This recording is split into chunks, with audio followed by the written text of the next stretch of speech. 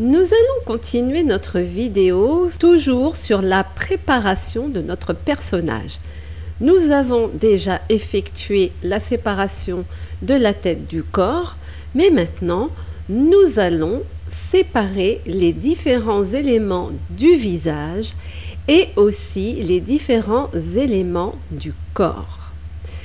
C'est parti! Alors, pour ce faire, nous allons d'abord passer dans GIMP. Nous allons choisir l'un des personnages que l'on souhaite travailler. Donc, pour la simplicité de cette vidéo, on va prendre celui de gauche. Nous allons donc fermer visuellement les autres personnages et surtout, nous allons retirer le fond. On va exporter ce fichier ici de GIMP en version PSD et c'est très important cette fois. Pour ce faire, vous faites Fichier, Exporter sous, d'accord? Pas exporter tout court, mais exporter sous. Et là, cette fois, vous allez ici dans Sélectionner le type de fichier selon l'extension. Vous allez, nous verrons par défaut, je crois, ce qu'on a besoin. Dans la liste, vous faites dérouler la liste jusqu'à temps que vous voyez, c'est classé par ordre, Image Photoshop PSD. Et notre fichier va s'appeler personnage V1. D'accord? Donc là, on va dire personnage 1 V1. Voilà. Et on exporte. Voilà. Donc effectivement, nous, on a exporté la totalité du fichier PSD, à vrai dire. Mais nous allons tout de suite nous rendre compte. Donc nous allons tout de suite Fichier, Ouvrir. Et cette fois, nous allons ouvrir le fichier PSD à l'intérieur de GIMP. Oui, c'est possible, c'est fait pour ça. Je n'ai pas voulu vous donner la primeur tout de suite. Voilà. Donc là, on a exactement la même chose. Ce que je vais faire, je vais tout simplement supprimer les éléments que je n'ai pas besoin. Donc mon personnage de gauche et mon personnage à droite. C'est pour ça que j'ai mis par défaut que je les ai retirés de la scène pour ne pas se tromper. Voici mon fichier principal qui est ici, où je vais vous montrer tous les personnages, comme ça vous ne pourrez pas vous tromper. Voilà. Je le sauvegarde et voici le fichier sur lequel on va travailler. C'est celui-ci. Voilà. Je laisse les deux ouverts en cas où, si j'ai un pépin ou quoi que ce soit, je pourrai récupérer une copie. Donc maintenant, qu'est-ce qu'il faut faire? Nous avons la tête et le corps. C'est très bien. Donc là, tout de suite, dans l'immédiat, on peut déjà commencer à mettre en place notre personnage dans Character Animator d'Adobe. Mais pour cela, il faut quand même un minimum de préparation. D'abord, ici, nous avons un répertoire qui contient un autre répertoire dans lequel contient des éléments précis. Alors là, maintenant, ce qu'on va faire, c'est qu'on va préparer vraiment notre scène pour l'animation. Je vais au niveau de la source racine où il y a marqué personnage. Je vais le renommer. Nouveau. Alors, à chaque fois, je cherche toujours. Hop, je vais le renommer et je vais lui donner mon nom. OK? À l'intérieur, je vais rajouter, donc à l'intérieur, je vais rajouter un premier groupe et qui va concerner body. Il faut écrire body, il ne faut pas écrire corps. Là, cette fois, il faut écrire en anglais. Body. Et un autre où ça va s'appeler head pour la tête. Donc, la tête ne va pas dans body.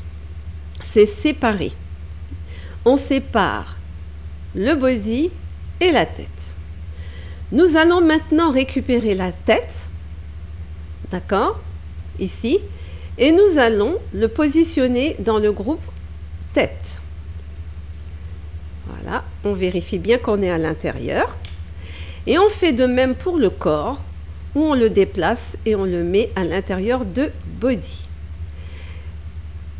Là, vous voyez, je supprime gauche, il ne se passe rien. Donc, je peux supprimer ce groupe. Et je peux aussi supprimer mon fond. Donc, pour l'instant, je le garde dans cet état-là. Pour sauvegarder les modifications qui sont faites, là, cette fois, vous faites Fichier. Et vous ne faites pas enregistrer, ni enregistrer ou exporter, vous faites écraser personnage 1 PSD pour toujours être dans votre fichier PSD. C'est important que vous soyez toujours dans le fichier PSD. Voilà. Maintenant, je vais dire que je vais renommer le premier ici et je vais rajouter un plus devant mon prénom. Le plus pour un caractère animator est important, c'est qu'il indique que nous avons un dossier et dans le dossier, il y a des éléments. D'accord? Voilà. C'est très, très, très important. Donc là, nous avons notre personnage qui est à gauche, qui a un dossier qui s'appelle Head et un dossier qui s'appelle Body. Voilà. Donc là, le logiciel que nous allons utiliser maintenant s'appelle Caractère Animator d'Adobe. Vous pouvez utiliser une autre application de votre choix pour faire l'animation au niveau applicatif, je dis bien. Bon, si on utilise une IA, c'est très facile de mettre l'animation. Mais là, cette fois, vraiment, on veut avoir la liberté, la finesse de faire ce qu'on veut vraiment de notre côté. C'est l'application qui me semble le plus simple pour faire de l'animation. Si vous en connaissez un autre, n'hésitez pas de m'indiquer ça en commentaire. Et justement, avant de se lancer, les pouces qui vont bien au bon endroit, je vous remercie d'avance, c'est très important pour le référencement de la vidéo. Et surtout, abonnez-vous si vous voulez connaître la suite de l'aventure avant tout le monde. C'est gratuit. Cette vidéo va être un petit peu plus longue qu'à l'habitude, donc soyez patients. Voilà. Donc là, je vais ouvrir l'application en question. Pour le logiciel Adobe, vous pouvez directement le retrouver sur le site internet de Adobe.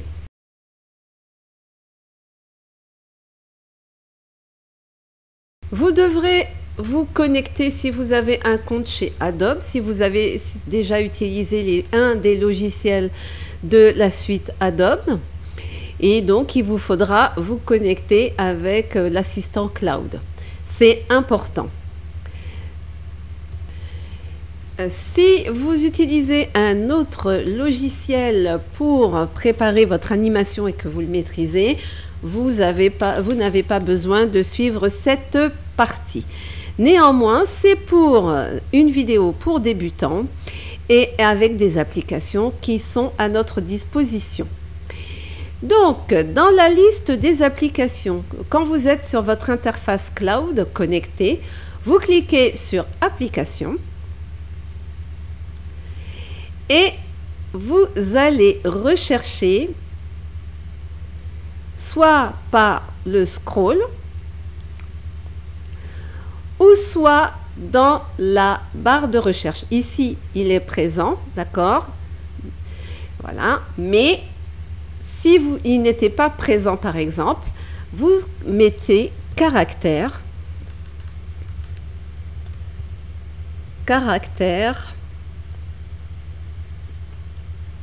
et en mettant caractère, je pense que c'est suffisant. Voilà, il vous donnera l'application Caractère Animator et pour moi, il est déjà installé. Mais pour vous, il vous dira de l'installer. Vous cliquez sur Installer et vous attendez que la manipulation se termine. Pour ma part, j'ai pu voir dans mon accueil qu'il y avait une mise à jour. Je vais en profiter pour faire la mise à jour et on se retrouve juste après. Donc là, la mise à jour est en train de s'installer et dès que c'est fini, je pourrai relancer l'application. La mise à jour et l'installation se fait en ligne. Une fois que l'installation est terminée pour vous, vous aurez sur votre bureau l'icône en question ou sinon l'icône se trouvera sur votre bureau et vous aurez plus qu'à cliquer sur Caractère Animator. Mais pour le moment, on attend la mise à jour. Voilà, la mise à jour est terminée. Comme il est déjà installé, je clique sur Ouvrir. J'attends que l'application se lance et on poursuit. Ça y est, c'est fait, c'est enfin ouvert. Alors, par défaut, lorsque l'application se lance, bon, j'ai déjà un projet dedans, mais lorsqu'il se lance, vous n'aurez rien dans les projets. Vous aurez le bouton Importer marionnette, ouvrir projet.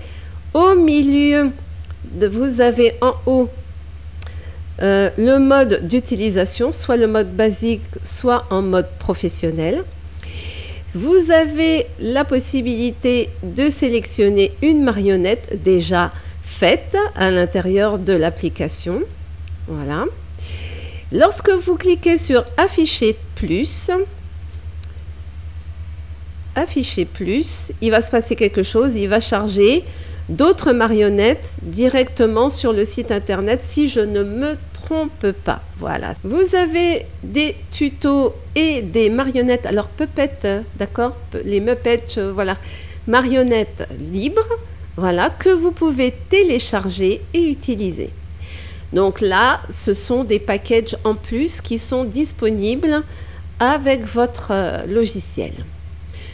Tout est dit. Mais pour nous, je vais revenir sur quelque chose d'important pour vous. Si votre ordinateur a une webcam, automatiquement, elle va s'ouvrir si elle n'est pas sécurisée.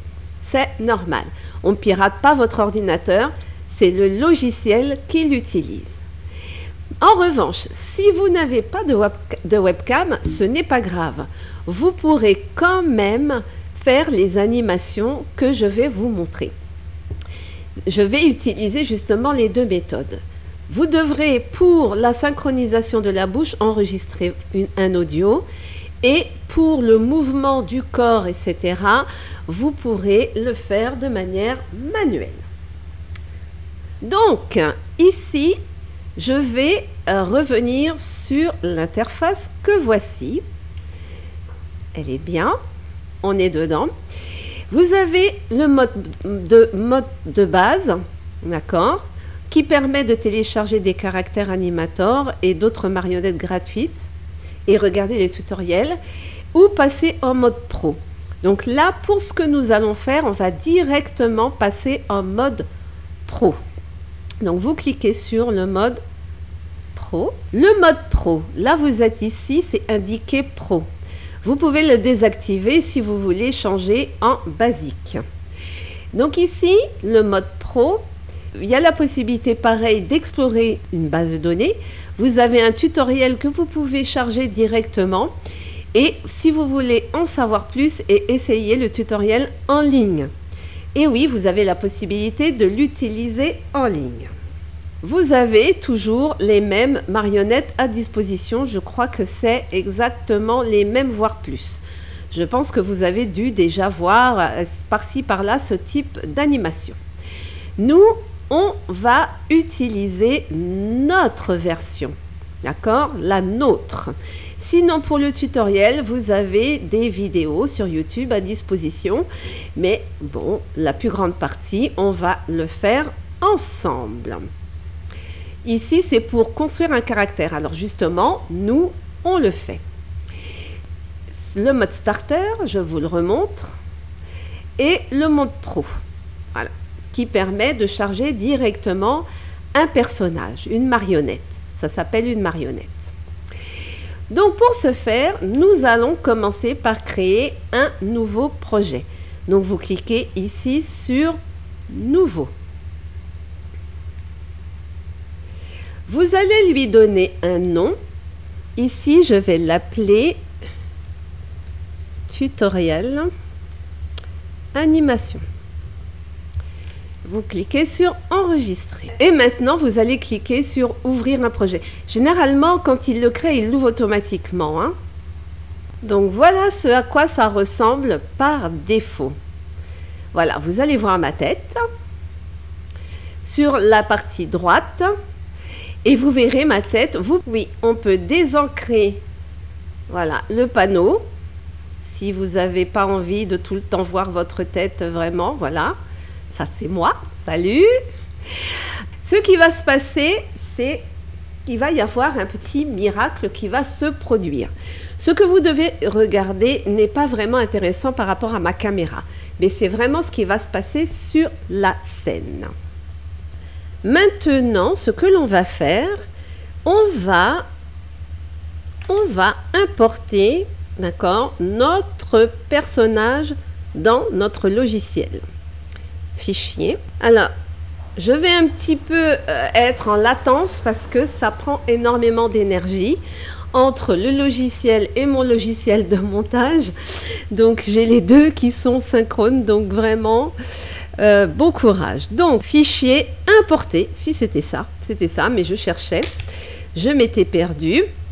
Importer et je vais chercher mon personnage. Alors, mon personnage caractère. N'oubliez pas, c'est un fichier PSD. Voilà. Je vous montre tous les formats qu'il accepte, mais pour le système de calque, on peut utiliser Illustrator, AIIF, c'est une extension acceptable, des fichiers Puppet directement, des fichiers MP3 pour le son, etc. Mais pour tout ce qui est marionnette, les extensions seront .puppet. D'accord, c'est l'extension. Vous avez des modèles de création de marionnettes caractères, .maker. Voilà. C'est pour ça que je vous ai dit qu'il était important que le fichier soit en PSD. Donc, on va récupérer directement le personnage 1v1. Et on va l'importer.